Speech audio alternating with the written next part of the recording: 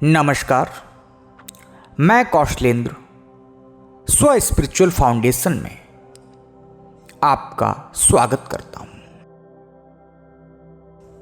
मुझे एक तस्वीर मिली जो जीवन की उस सच्चाई को दिखाती है जिसे मानना मुश्किल है।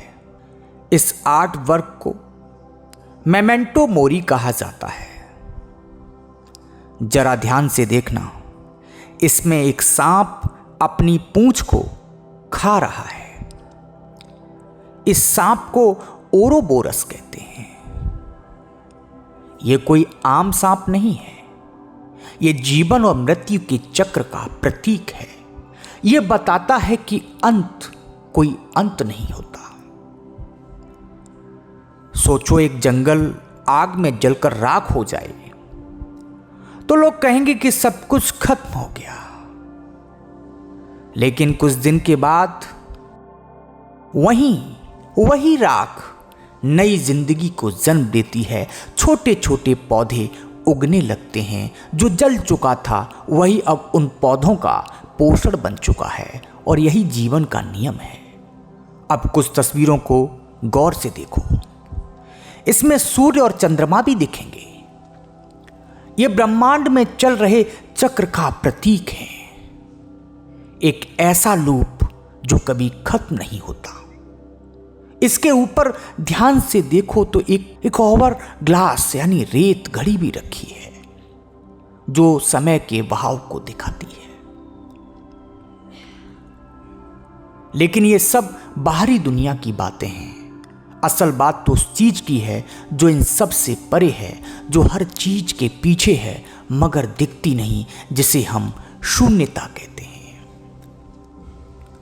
हजारों साल पहले हिमालय में एक व्यक्ति आया, बस बैठा रहा, आंखें बंद और बिल्कुल चुपचाप। लोगों को लगा कि कुछ चमत्कार करेगा, पर उसने कुछ नहीं किया। लोग धीरे धीरे निराश होकर चले गए।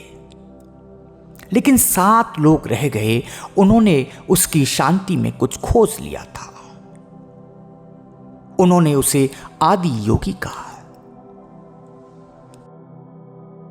यही दुनिया के पहले 7 शिष्य बने, यही सप्त ऋषि कहलाए, और वह व्यक्ति कोई और नहीं बल्कि शिव थे।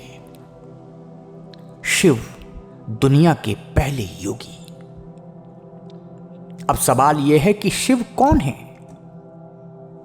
क्या वह सिर्फ कैलाश पर ध्यान में बैठे कोई योगी है, या वह मौन है जो एक सांस छोड़ने और दूसरी लेने के बीच आता है, या वह शून्यता है जो 2 विचारों के बीच होती है, या वह अंधेरा है जो आंखें बंद करने पर दिखता है। शिव का अर्थ जो नहीं है, और यह नहीं होना ही शून्यता है। शिव ही प्रथम योगी हैं। शिव से बड़ा कोई बैरागी नहीं है, और शिव से बड़ा कोई ग्रस्त नहीं है। शिव मृत्यु से परे समझ आते हैं। उनकी देह पर सुसज्जित रुद्राक्ष प्रमाण है अंत के बाद आरंभ होने वाले जीवन का।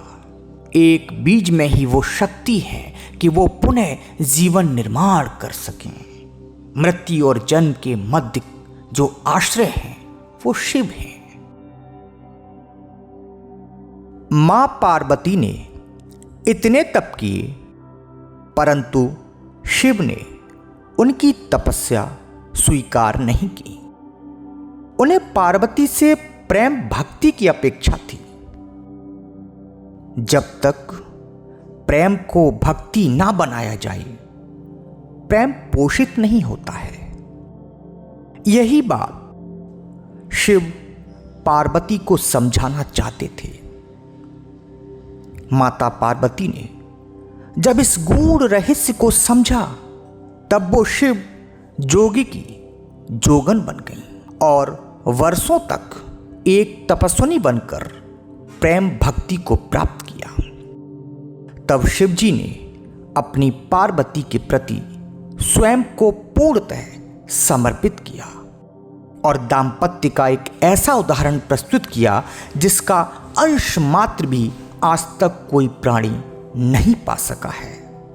शिव को प्रेमी की तरह देखना सबसे सुखद है। योग वशिष्ठ में लिखा है कि ये संसार एक लंबे स्वप्न की तरह है जहां केवल चेतना चमकती है। यह संपूर्ण ब्रह्मांड शिव और आत्मा के अनंत स्थान में खेल मात्र है। शिव सिर्फ एक देवता नहीं है, वह खालीपन है जिसमें यह पूरा ब्रह्मांड समाया हुआ है। वह मौन है जिसमें सब कुछ पैदा होता है और फिर सब कुछ लौट जाता है। लोग कहते हैं कि शिव विनाशक हैं, लेकिन असल में वह सृजन और विनाश से परे हैं। वह शून्यता है जो हर चीज को अपनी गोद में समा लेते हैं। अब असली सवाल यह है कि शिव को कैसे पाया जाए। क्या आंखें बंद कर लेने से शिव मिलेंगे? जब आप दुनिया की गहराई से देखने लगेंगे, जब आपको यह एहसास होगा कि यह सब एक स्वप्न मात्र है, जब आपको लगेगा कि इस दौड़ भाग में कुछ भी असली नहीं है, तब आपको शिव का एहसास होगा। ये दुनिया चल रही है, लोग भाग रहे हैं, पर उन्हें पता ही नहीं है कि कौन चला रहा है। और जब ये एहसास होगा तो तुम्हें किसी भी चीज की जरूरत नहीं रहेगी और किसी चीज को तुम्हारी जरूरत नहीं होगी।